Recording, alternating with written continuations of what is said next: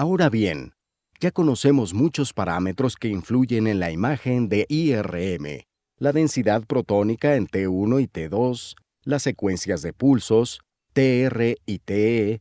Sin embargo, existen más, como por ejemplo medios de contraste y flujo. El hecho de que el flujo influye en la señal de IRM es sabido desde hace mucho tiempo. Los primeros experimentos sobre este tema se llevaron a cabo hace más de 40 años.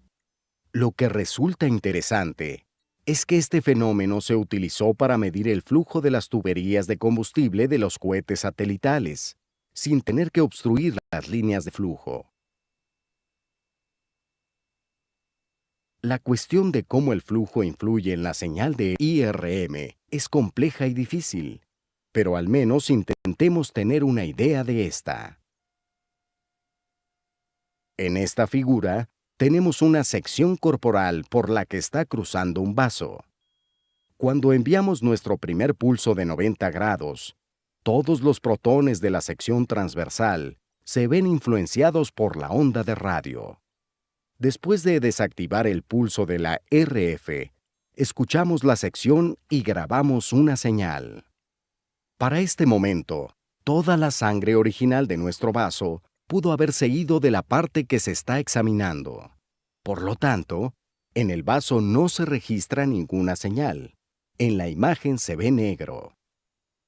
Este fenómeno se denomina fenómeno de flujo retrógrado. Esta forma no es la única en la que el flujo puede influenciar la imagen.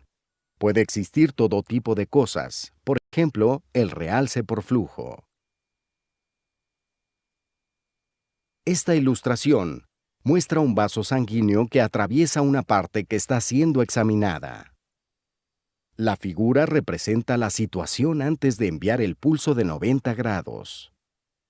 Inmediatamente después del pulso, la magnetización longitudinal se inclina 90 grados.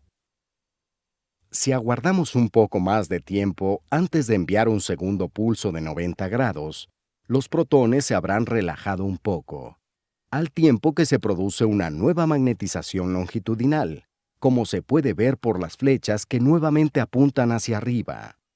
Sin embargo, los protones en el vaso sanguíneo se fueron de la parte examinada y fueron reemplazados por protones que aún cuentan con toda su magnetización longitudinal.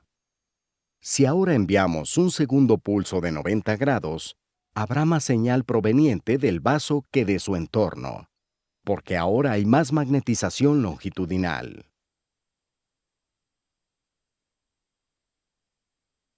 Todo el tema de la fuerza de la señal y los efectos del flujo es en verdad mucho más complicado. Por ejemplo, cuando captura imágenes en varias partes, es decir, toma imágenes de más de una parte al mismo tiempo. Examinaremos esta técnica más adelante. La señal también depende de la dirección del flujo. Asimismo, difiere de la sección transversal de un vaso según el perfil de flujo y dependiendo de si hay un flujo laminar o turbulento. Si quiere obtener más información de este tema, debería buscarlo en libros específicos sobre el tema. También le darán más información acerca de la angiografía por IRM. En esta técnica, el hecho de que el flujo influya en la señal de IRM se utiliza positivamente al desplegar los protones en movimiento.